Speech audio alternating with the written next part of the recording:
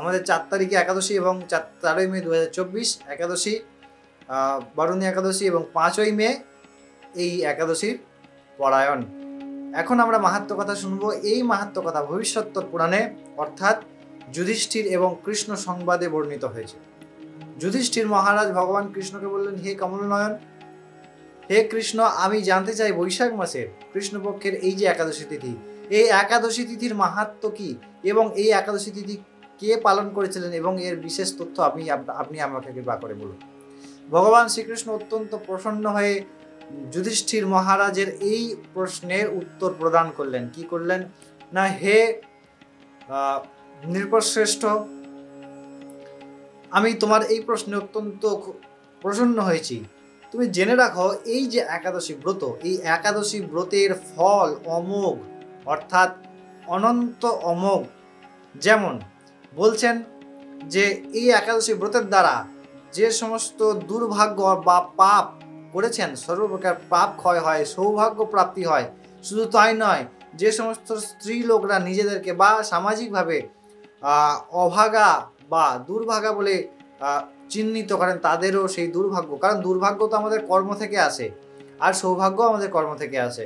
যখন আমরা অসৎ কর্ম করি তখন আগের সৌভাগ্য ভোগ করি, তখন মনে হয় যে আমি তো অসৎ করেও সুস্থ আছি। তাহলে আবার কোনো এক জন্মে দেখা যাচ্ছে কোনো একজন নারী বা কোনো একজন পুরুষ খুব ভালো কাজ করছেন, ধর্মপথে চলছেন, কিন্তু তিনি অত্যন্ত কষ্ট পাচ্ছেন, কারণ অবশ্যই আমি ভক্তব্যম কৃতম কর্ম শুভাশুভম, শ্রীমদ্ ভগবদ্ গীতায় ভগবান বলছেন। সেই ভগবানের কথা অনুযায়ী তো যাদের দুর্ভাগ্য আছে তারা এই ব্রত পালনের দ্বারা সর্বপ্রকার দুর্ভাগ্য নাশ করে এবং পরম পদের অধিকারী হতে পারেন এবং সর্বপ্রকার সৌভাগ্য লাভ করতে পারেন। এই যে ব্রত, এই বারুথিনী একাদশী ব্রতের প্রভাবে মানধাতা, ধুন্ধুমার আদি আরও অনেক অনেক রাজা তারা দিব্য ধাম, দিব্য লোক প্রাপ্ত করেছেন। শুধু তাই নয়, এই লোকে 10,000 বছর তপস্যা করার যা ফল হয়, একদিন এই বারুথিনী একাদশী শাস্ত্রসম্মতভাবে পালন করার তাই ফল হয়। তো এই একাদশী ব্রতের ফল অমোঘ, অনন্ত।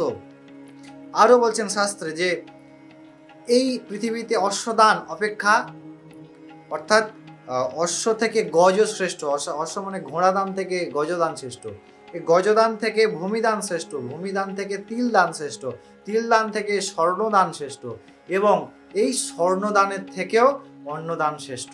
তাই এই লোক পরলোক সমস্ত লোকে অন্নদানের বিশেষ প্রাধান্যতা দেওয়া যায়। এই অন্নদানকে কন্যাদানকেও অন্নদানের সমান মনে করা হয়। তাই কন্যার সঙ্গে ইত্যাদি স্বর্ণ ইত্যাদি যা দান করা হয় তা অত্যন্ত পূর্ণ ফল, এবং যে পিতা কন্যাকে এইভাবে দান করেন তিনি অত্যন্ত সৌভাগ্যের অধিকারী, তিনি অত্যন্ত পূর্ণ লাভ করেন।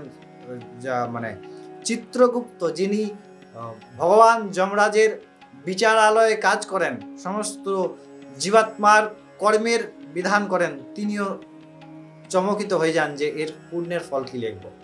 অবশ্যই এই দান সম্পর্কে একটি কথা মনে রাখবেন। কি বিষয়? যেটি হচ্ছে দান করা বস্তু আর ফেরত কোনোদিন নেওয়া যায় না, নিতে নেই। কেন নিতে নেই? কারণ দান মানে আমি প্রদান করছি, অর্থাৎ এইটি দেওয়া হলো, অর্থাৎ সম্পত্তি হয়ে গেল, এখন আর আমার অধিকার নেই। যিনি করেন তিনি অত্যন্ত দুর্ভাগ্য, অত্যন্ত ক্লেশের অধিকারী হন। যেমন দুর্ভাগ্যবান হন কোনো পিতা যদি তার কন্যার বিবাহ না করে তার কন্যার উপার্জিত অর্থে তিনি গৃহ সংসার যাপন করেন। তিনি বিবাহ দিলেন, তারপরে তার কন্যা তাকে সাহায্য করলো, পুত্র নেই, ঠিক আছে, অবশ্যই। যদি বা না থাকে ভগবত সমর্পণ করে, এটি শাস্ত্রীয় বিধান। অবশ্যই এই একাদশীর ফলে এই প্রকার পাপ থেকেও আমরা মুক্ত হতে পারি, এই প্রকার অসৎ কর্মের ফল থেকেও মুক্ত হতে পারি। পাপ যখন আমরা করি তখন আমাদের অনুভূতি হয় না যে পাপ করছি। হ্যাঁ, হৃদয়ে ভগবান তো একবার টোকা দেন যে এটা করা উচিত নয়, কিন্তু তখন আমার যে ইন্দ্রিয়ের ভোগের বাসনা বা ইন্দ্রিয়ের যে বিকার, সেই বিকারগুলি আমাকে সেই কর্মের সেই কথা শুনতে দেয় না। কি করে? সেই কথা ফেলে রেখে আমাকে অগ্রবর্তী কাজের জন্য উৎসাহিত প্রদান করে।